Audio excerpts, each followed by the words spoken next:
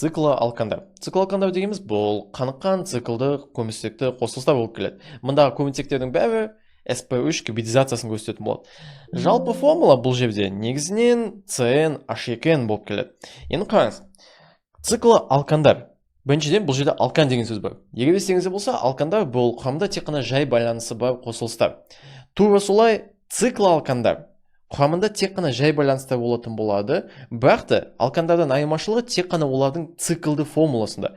Мысалға, егер мен бір алканды алып көрсетейін сізге. Көміртек, мында CH3, мында CH2, мында CH3. Тек қана жай байланыстардан құрастырылған формула, және бұл алкан бірден белгілі болды. Енді үш көміртек бар. Үш көміртегі бар қосылысты бізде прop деген түбір сөзді аламыз, ал алкан болса пропан болатын еді. Енді пропанды бізде циклы пропан қылу керекпіз. Яғни бізде алканнан цикл алкан қылатын болсақ, қараңыз. Цикл алканын жасау үшін бізде біріншіден үш көміртек жасалу керек. Үш көміртектен бізде бір фигура шығаруымыз керек. Үш бұрышы бар фигура керек. Яғни бұл үш бұрыш. Сонда көміртек. Енді ол циклды жабамыз. Мында H2, мында H2, мында H2 болады. Мына қосылыс бізде сонда циклы алкан болады. Именно үш көміртек болғандықтан бұл циклы пропан деп аталады. Енді қараңыз. Циклы пропандардың қысқартылған жазуы бұл просто үш бұрыштың фигурасын сызып тастау. Ал егер бізде бутан салатын болсақ, бутан ол C4, және H10. C4, H10 бұл просто бутан. Ал циклы бутан жасау үшін бізде 4 көміртекті 4 бұрышы бар фигура салу керекпіз. Яғни 4 бұрыш керек бізге. Немесе квадрат деген сияқты бәрібір. Сонда біздерден кәдімгі бутаннан циклы бутан пайда болады. Тура солай біздерде C5, яғни пентаннан C5-тен бізде 5 бұрыш жасау керекпіз. Бұл циклы пентан пайда болатын болады. Тура солай бізде 6 көміртегі бар қосылысты бізде 6 бұрышты жасаймыз, яғни бұл циклы гексан болады. Типа гексайдер деген сияқты формула салу керек. Енді қараңыз. Мұндағы алкандар мен цикл алкандардың арасындағы бір айырмашылық бар. Кәдімгі алкандардың жалпы формуласы CnH2n плюс 2 еді. Ал цикл алкандарда мұнда плюс 2 жоқ. Өйткені біріншіден алкандардың молекуласында біздерде әрқашан CH3 деген көміртек бар, Мұнда CH2, мұнда CH2. Мұндағы CH3 артық 2 сутекті ұстап тұратын болады өзінде. Өйткені мұнда ол қырынан тұрғандықтан мұна көміртектер өздеріне 3 сутек сыйғыза алады. Цикл алкандарда ондай фишка жоқ. Өйткені олардың молекуласының қыры жоқ ешқашан. Ол циклденген қосылыс. Оның басы да жоқ, соңы да жоқ. Сондықтан оларда CH3 деген көміртек жоқ. Енді 2 сутектің жетіспеушілігі осыдан пайда болатын болады. Бірақ та олар қанықпаған деп айтуға болмайды. Олардың бәрі қанығып тұр ғой. Өйткені әр көміртекте 4 байланыс бар, и оларда сутекпен қаныққан болып тұр. Енді номенклатурасы бойынша. Біріншіден, егер бізде мынандай фигураларды көретін болсақ, просто фигураларды не, типа, қараңыз. Мына CH3-сіз 3 бұрышты көретін болсаңыз, бұл 3 бұрыш, яғни 3 көміртегі бар қосылыс. Бұл пропан болады.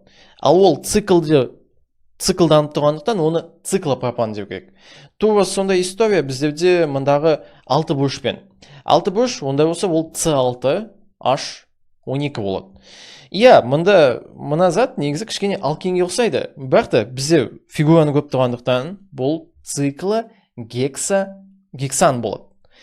Ал мұндағы мысалға 1, 2, 3, 4, 5 бұрыш бұл пента. Ол цикл, сондықтан ол циклы пентан. Енді пока что кәдімгі молекулалардың номенклатурасы түсінікті болды деп ойлаймын. Енді қараңыз. Осы циклдың ішінде біздерде тағы бір радикалдар болса, нейтротоп болса, немесе басқа типа галогендер болса шал. Оларды қалай атаймыз? Қараңыз, біздерде циклдың қосылыстың ішінде ешқандай молекуланың басы жоқ, соңы жоқ, Сондықтан санау нүктесін табу қиын. типа оны санау 1, 2, 3 деуге болады, немесе мына жақты 1 деп алып, мына жақты 2, мына жақты 3 деуге болады. Иә, біздер сағат тілімен жүретін боламыз. Логика сағат тілі бойынша жүретін болады, яғни былай. Сағат тілінің керісінше дегеніміз бұл жерде именно осылай қозғалу. Енді қараңыз, біздер сағат тілімен санайтын боламыз, яғни былай. Енді циклді қосылыстарды санау жүйесі қай жерден басталу керек? Санау 10 бастардан басталады. Сол жерде ориентир ретінде таңдаймыз да 1 деп аламыз. Кейіннен 2, 3 кетеді. Тура солай біздерде мұнда 1, 2, 1, 1 мына нүкте, 1 мына нүкте болатын болады. Енді атау қалай береміз? Әрине, тура алдыңғы сабақтардағыдай алкан, алкен, алкин дегендей, мұнда CH3 бұл метил радикалы. Сонда 1 метил. Мынау цикла қосылыс, сондықтан цикла деген приставка деген зат бар ғой, типа сөздің алдында тұратын. Цикла деген приставка қойылады. Ары қарай 3 көміртек бұл про. Енді қараңыз, қос байланыстар жоқ, иә? Сондықтан соңында ан болады. 3 метил циклопропан. Логика түсінікті болды деп ойлаймын. Тура сол логика мұнда да қолданылады. 1, 2, 2 метил, сондықтан ди деген приставка, диметил. 6 көміртек бұл гексан. 6 көміртектен бұрын бұл цикла деген зат бар. Текс. Цикло. Гексан. Енді мұнда қараңыз, мына жерде радикал, қандай радикал тұр? Біріншіден, бұл жерде 3 көміртек тұр. Бұны қысқартып C3H7 деп жазуға болады. Бұл кімге ұқсайды уже? Әрине, бұл пропил болып келеді. Сонда 1 пропил цикло гексан. Мұнда NO2 бұл нитро қосылыс, 1 нитро цикло пентан. Ары қарай 1 хлор цикло гексан. Болды. Енді ары қарай алу жолдары. Біріншіден, ең бірінші тәсілдердің бірі бұл металдамен дигалоген алкандардың әрекеттесуі. Қараңыз, металдамен дигалоген алкандар. Біріншіден, циклы алкандардың қатары негізінен C3-тен басталады. Мен оны айтуды ұмытып кеттім. Біріншіден, неге 3-тен басталады? Өйткені біздерде фигура неше бұрыштан басталатын болады. Біздерде мысалға егер C1 болса ал, одан қандай фигура жасау болады? Ешқалай. Тура солай біздерде C2 ал. 2 көміртек ешқандай фигура түзе алмайды. Бірақ та 3 көміртек, вот уже фигура пайда болды. 3 бұрыш, ары қарай 4 бұрыш, 5 бұрыш деген сияқты. Сондықтан цикл алкандар біздерде C3-тен басталады. Циклопропаннан. Енді қараңыз, циклопропанды жасап көрейік. Ол үшін бізге дигалоген алкан керек. Енді дигалоген алканды жазып қоямыз. CH2, CH2, CH2. Плюс оған цинк қосайын. Мұнда қараңыз, біріншіден металл, цинк, 2 хлорды да жұтып алады өзіне. Татып алады. Енді қараңыз, мұнда және мұнда біздерде бос орын пайда болды. Ол бос орында ештеңемен толтырылмады. Сондықтан ол бос орында бір-бірін типа көмектесу үшін, поддержка беру үшін екеуі де құр босқа толы. Типа бір сутексіз қалып қалды, бір хлорсыз қалып қалды. Сонда екеуінің орнын басу үшін бір-біріне поддержка беріп, олар мынандай формула жасайды. Мұндағы CH2 міне мынау, иә. Келесі CH2 осылай бір-бірін жақындасады и қолыстасады деуге болады. И солар мынандай молекула түсетін болады. Қысқартып жазатын болсақ, бұл жерде былай. Текс. Чисто CH2, CH2, CH2, хлор, хлор, плюс цинк, цинк, хлор 2, плюс просто 3 бұрышты салуға болады. Бұл да дұрыс болып саналу керек. Текс. Енді вообще қысқартып жазатын болсақ, яғни тек қана молекулалық формуламен жазсақ, бұл жерде С3, H6, хлор 2 плюс цинк. Пайда болады. Цинк хлориді плюс С6, H6 болады. Текс. Момент. Мына зат түсінікті болды деп ойлаймын. Келесі. Текс. Химиялық қасиеттер. Кіші циклдар үшін қосылу реакциялар тән болып келеді. Қараңыз. Мен алдыңғы слайдтарда былай айтып едім, цикл алкандар бұл қанықпаған қосылыстарға жатпайды, өйткені оларда тек қана жай байланыстар. Ешқандай қос байланыс жоқ, ешқандай үштік байланыс жоқ. Сондықтан олар кәдімгі қаныққан көмірсутектердің қатарына жатады. Бірақ та все-таки біздерде цикл алкандарда мынандай не бар? Вроде, олардың комплексі деген сияқты, не? Олар цикл алкандар. Олар кәдімгі алкан емес. Олардың, барлық сутектер бар. Оларда С3H8 деген сияқты. Мына циклопропан бұл С3H6, екі сутек как будто жетпей тұрғандай. Сондықтан оларды хлор 2 қосатын болсақ, просто так. Ол хлор 2 бит жүреді. CH2 қылады. Өйткені мына жерде мынандай бір баланс үзіліп кетеді, осылай. Сөйтіп, 2 ион пайда болады, сол 2 ионға хлор қосылып кетеді. Тура хлор 2 мында С3H6 хлор 2 пайда болады. Енді мына қосылыстың атауы біздерде бұл 3-дихлор пропан болады. Текс. Енді қараңыз. Мұндағы қысқартылған формула бір неге ұқсайды, қалай айтсам. Бұл алкендердің формуласына ұқсайды. Негізі бұл зат изомерия деп аталады. И бұл класс аралық изомериялардың түрі. Өйткені цикла алкандар кәдімгі алкендер үшін класс аралық изомер. Екеуінің формулалары бірдей. Мына С3H6 и мына С3H6 екеуі екі түрлі зат негізі. Өйткені мында ол кәдімгі циклопропан, ал мында ол қос байланысы бар кәдімгі алкен. Так, мында H2, мында H1.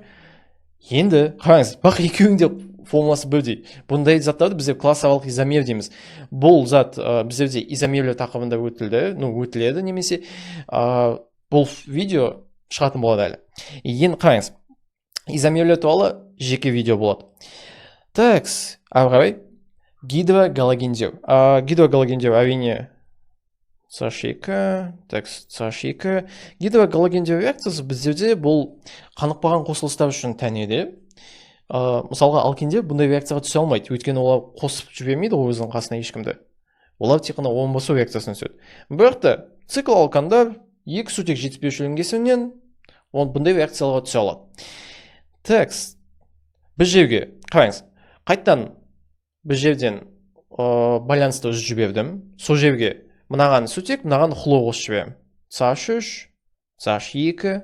CH2 хлор. Текст, қысқартып жазу. С3H6 плюс H хлор. Пайда болады менде С3H7 хлор. Текст, пайда болды. Бір хлор пропан. Текст. Если что, пропан. Текст. Үлкен циклдар.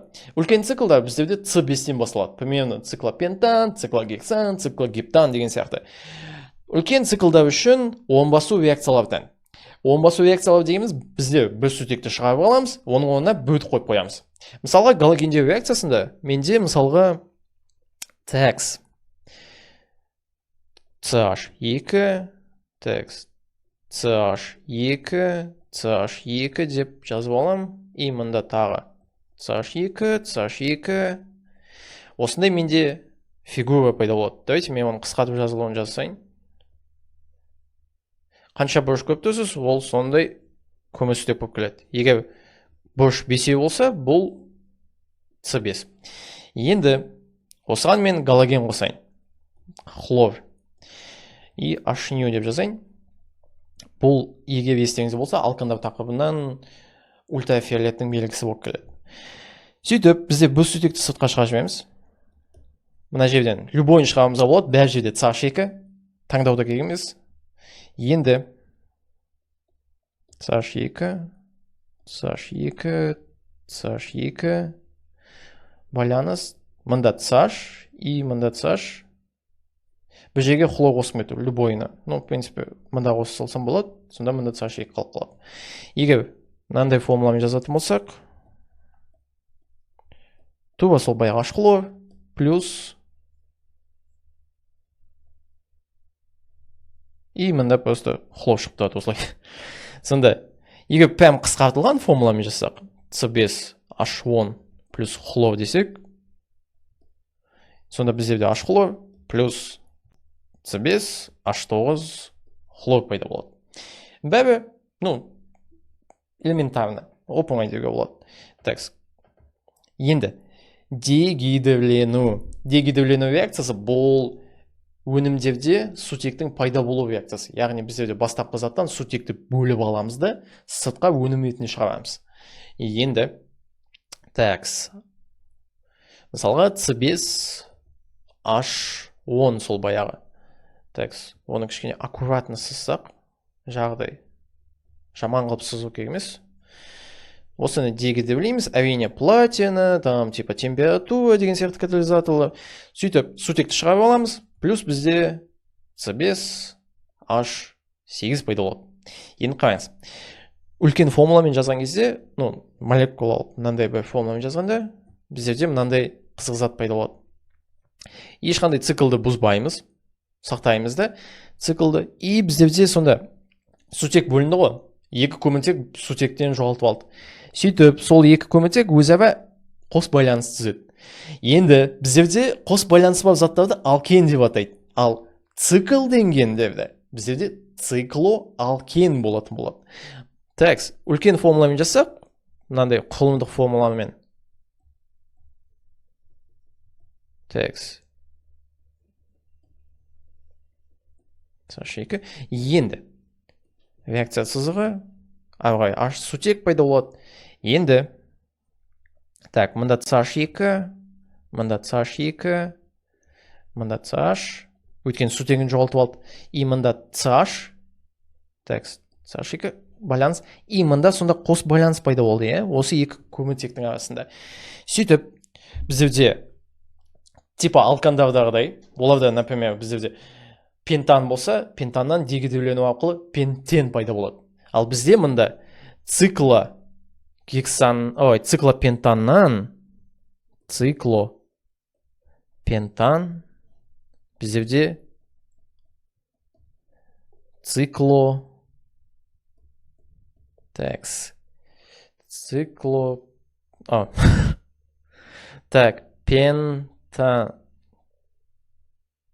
Нет, не то жазып қойдым мен.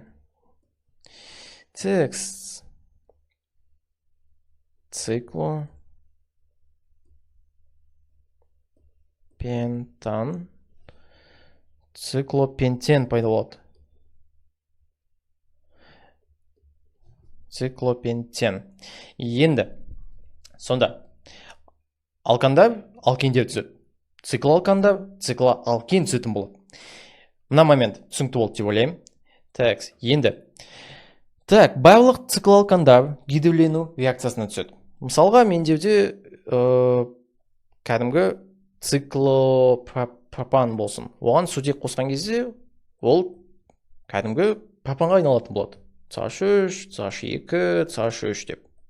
Егер ашып жазсам молекуланы CH2, CH2, CH2 деп алсам, плюс сутекті қоссам, менде пайда болады сол баяғы CH3, CH2, CH3. Қысқартылған формула бұл C3H6 плюс сутек пайда болады менде C3H8. Барлығы оп-оңай, просто сутек қосылады. Енді осымен біздерде циклоалкандар тақырыбы аяқталады. Келесі видеоларда біздерде практика шығатын болады осы тақырып бойынша. Сол видеоларда кездескенше сау болыңыз.